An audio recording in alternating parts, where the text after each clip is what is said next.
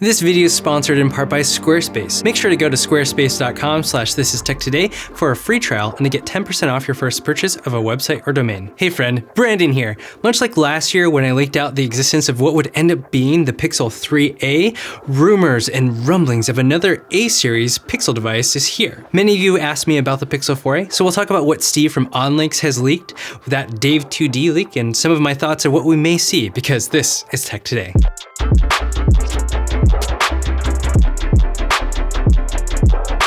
Make sure to share, subscribe, hit that bell icon to be notified of when I post a new video. I'd really appreciate it. And thanks to all of you who commented on my last video asking me to make more videos. So I'm gonna try to do 2 a week, but the videos might be a little bit shorter. Notorious leaker Steve or OnLinks leaked out information about the upcoming design of the Google Pixel 4a. OnLinks has a great track record and has accurately leaked the designs of the iPhone 11 Pro and the Google Pixel 4 this past year before anyone else. So it would be reasonable to believe that this leak is credible as well. In this leak, the most obvious things that we can tell about the Pixel 4a is that it has a design that makes it look like it has less bezel than even the Pixel 4 XL, at least on the top of the phone. But the sides do look a bit thicker than on a Pixel 4. But the most interesting part is how the lack of a top bezel or notch leads to Google's first hole punch design. There's just a single camera in the top corner, like what we've seen on the Samsung Galaxy S10e. That also means that we're once again missing out on the ultra-wide selfie camera that was so nice in the Pixel 3. I really love that. The leak also said that it was unclear whether or not it'll support motion sense or Project Soli and face unlock, but I'm personally highly doubtful that it will happen for a variety of reasons. One of which is the lack of space for a sensor that large, the motion sense one. However, there's a fingerprint reader on the back, which we'll look at a bit in a moment. The screen is rumored to be about 5.7 to 5.8 inches big, which is a slight bump up from the 5.6 inch screen on the Pixel 3a. That screen will be flat, so screen protectors will work quite nicely on it. Despite having a larger screen, the overall frame and size of the device is rumored to take up a smaller footprint. If that is true, it's amazing how slimming the bezels helps with overall device size and screen size.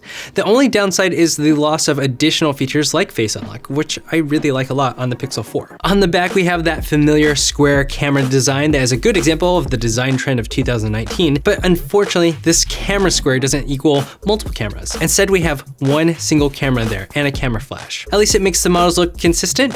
Despite not having multiple cameras, I do have to say that the camera on the Pixel 3a is fantastic, and some may even prefer it over the Pixel 4, like my friend Dave Mays over on his channel Kinotika. He let me know that he'll have an in-depth look at that, the comparison between the Pixel 3a and the Pixel 4, so I'll link it up in the card up here once it's up, or his channel for you to check out. The reality is that the camera sensors haven't really been upgraded for 2 generations now in any of the Pixel phones. For the main lens, they're still all just using that 12.2 megapixel camera, and the only main differences are the software and the visual core chip. What that means is that the camera quality on the Pixel 4a will likely bring the same great experience and results that we've seen with other Google Pixel devices, with a few minor differences. And that kind of comes down to preferences. Maybe we'll find that we'll prefer it even more than the Pixel 4, like my friend Dave Mays. Along the sides, we also have the well-known Pixel volume button with that colored power button. We also have USB-C and down-facing speakers, which were surprisingly really great on the Pixel 3a and phenomenal on the Pixel 4, despite it being an unusual design choice because of physics and how audio's shooting away from you, like down and not at you. I explain audio physics in my video about smartphone speakers up here. All that to say, I bet the sound quality will be quite nice on the Pixel 4a as well, but if it's not good, we'll at least have a 3.5mm headphone jack. As for specs, it'll likely have 4GB of RAM, 64GB of storage, and use either a Snapdragon 730 or 765. Whether or not it'll have 5G is unsure, but I have major doubts about that. One source for a Pixel 4a leak recently came from Dave 2D, a source that I don't think many of us were expecting. Maybe they mixed the two of us up.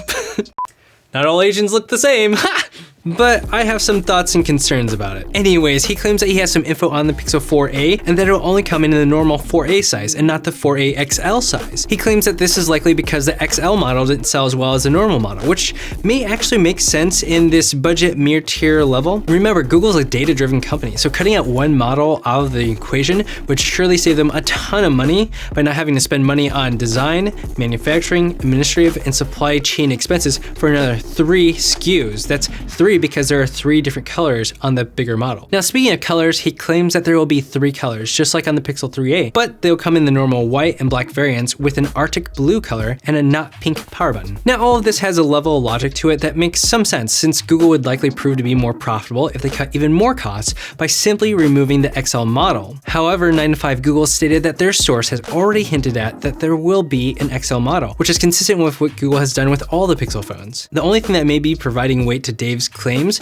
are the lack of two codenames for the 4A devices. Currently, Needlefish is the only codename that's potentially the name for this new generation of A devices, but that also has yet to be confirmed. All that to say, this would be super cool for Dave if he did indeed leak valid information, and I have no reason to believe that he would ever leak any information maliciously or knowing that it was wrong. Even I have made some mistakes while leaking information despite my intentions not to mislead. But it is good to take this with a grain of salt for now because of what other sources are hinting at. If he ends up being wrong, give the dude some grace. It's a lot harder than you'd think to do this thing. I'll be reaching out to some of my sources to find out more information and see if they will tell me anything. And if you happen to have any information and you want to contact me, feel free to either hit up my email or on Wire at This Is Tech Today. Of course, if any of you have any questions for me to ask my sources, please let me know and I'll see what I can do. I'm always here to find information for you. And before I share with you what I think we may see in the Pixel 4a, I have to share you some information about Squarespace. You see, I have a few websites I have to make right now, and going through the process of making it all on my own again, finding a server, installing software, and everything else sounds dreadful and time consuming. Instead, I'm going to use Squarespace and their all-in-one platform that makes it super easy and fast to make a website that looks really great and is easy to customize. They have powerful email and marketing tools, a dedicated 24/7 customer support team so I don't have to ask my friends to help all the time, and helpful analytics, which is my favorite thing to look at. Find out more by going to squarespace.com/thisistechtoday, where you can start a free trial and get 10% off your first purchase of a website or domain. The biggest thing that I want from the Google Pixel 4a is what I have described as a good delight to dollar ratio. I use this description for my Pixel 3a review video, which you can check out up here. There's a brand mom in there, and